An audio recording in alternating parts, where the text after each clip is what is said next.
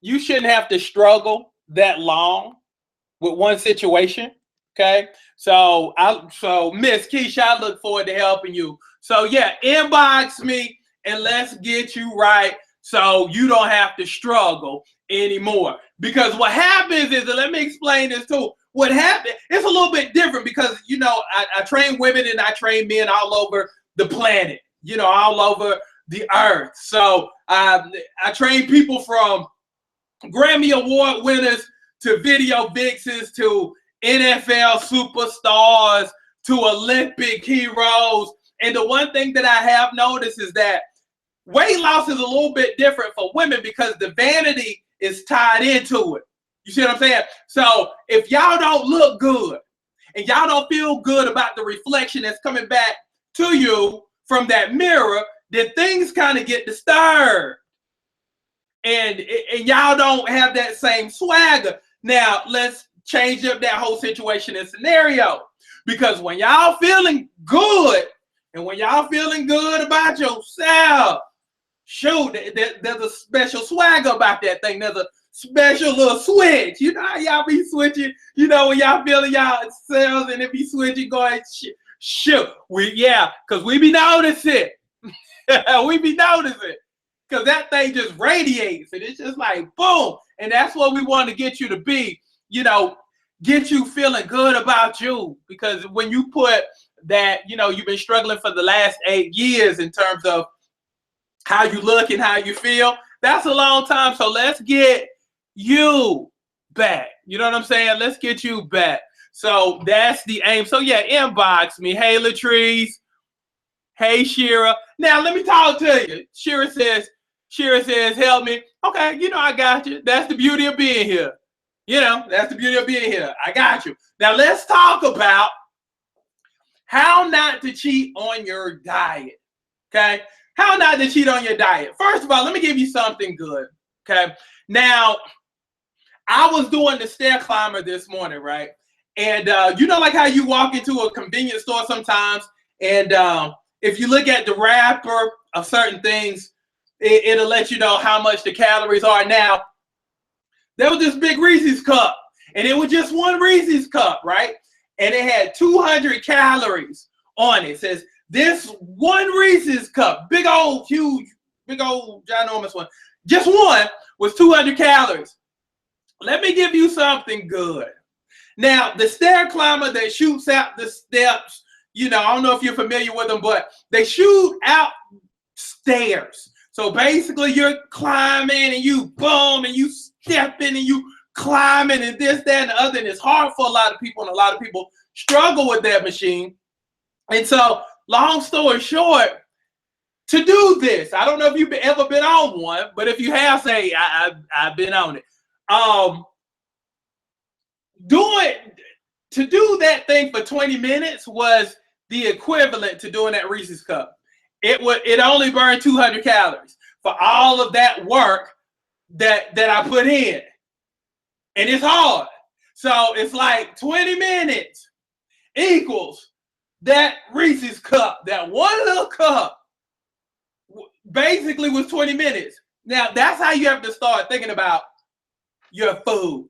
Okay? That's how you have to start thinking about your food. So whenever you eat that burger, or whenever you do the Waffle House stuff, or whenever you just eat crazy in general, I need for you to start looking at how much time that actually takes to burn. You see what I'm saying? And at the end of the day, it's not worth it. And that's what I've had so many bricks say this week. We've set a record this week for the most women who have lost 10 pounds in 1 week. In 1 week. Okay. So basically, you know, the ladies are on pace to really, based upon how we do stuff, if a person loses 10 pounds with me in a week, they won't lose no less than 25 pounds for the month. So people always ask, how do you get people to lose 100 pounds in 5 months? That's easy.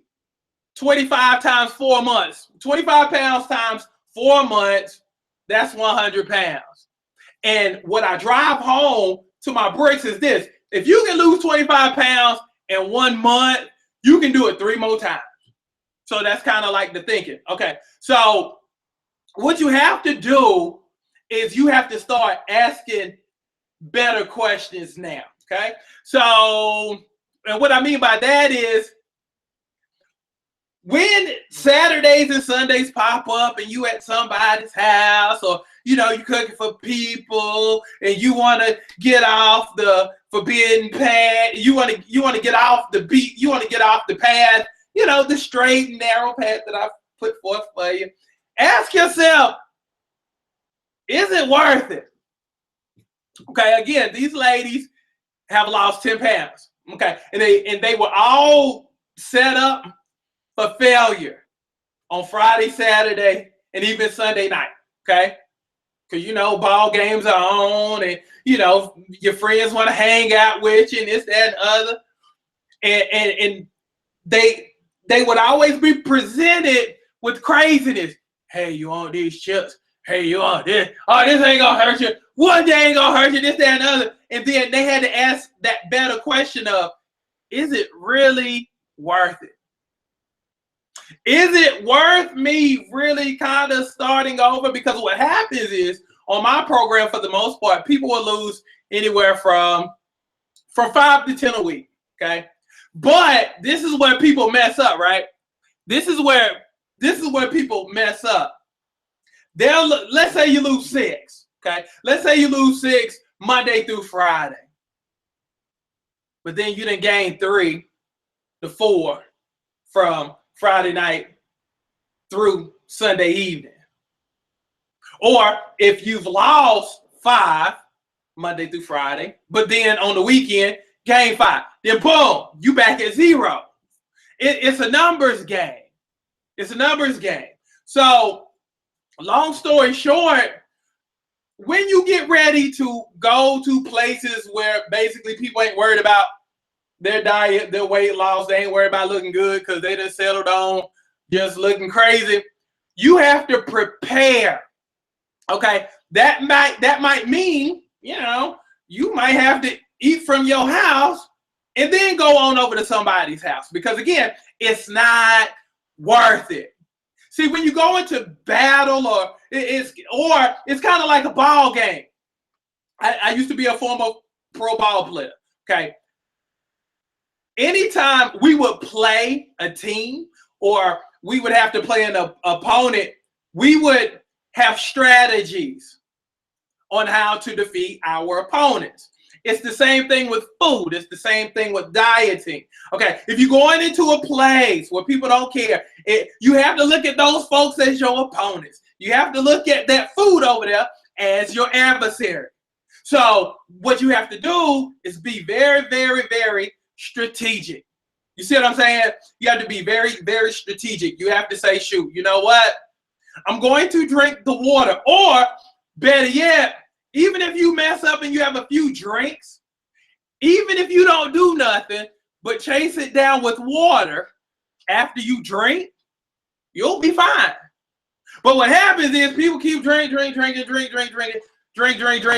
and don't follow it up with water, because water flushes that stuff out of your system and helps to flush it out even faster. Okay, so again, eat some stuff.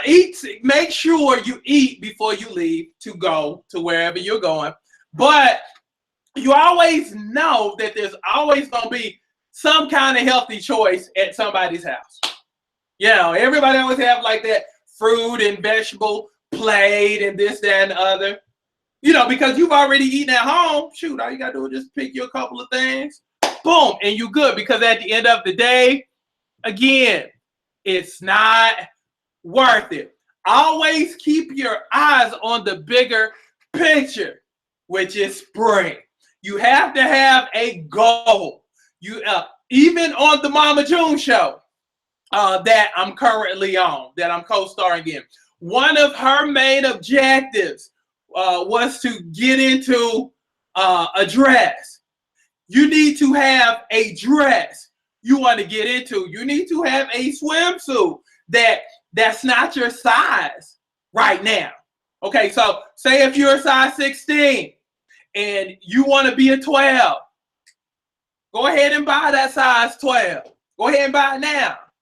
And keep it on your door.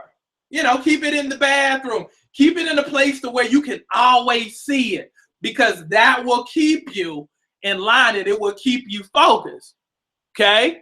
So always have a goal.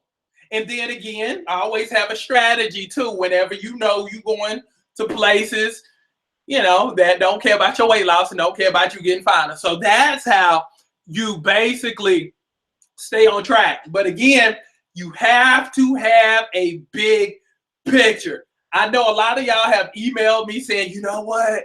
I have a birthday coming up and I want to lose 50, 60 pounds. And I'm like, all right, boom, let's get it. That has to outweigh you trying to hang out and do what everybody else is doing, at Super Bowl parties. Your birthday's coming up. We don't have time to be falling backwards and starting over, because again, you can never finish if you're always starting over. And there's nothing more frustrating than to lose 4 or 5 pounds during the weekday and then gain it all back because you made bad choices on the weekend. Okay? Spring is coming. Spring is almost here. January is basically gone. February, March is coming. And again, you want to be here. You want to drop jaws.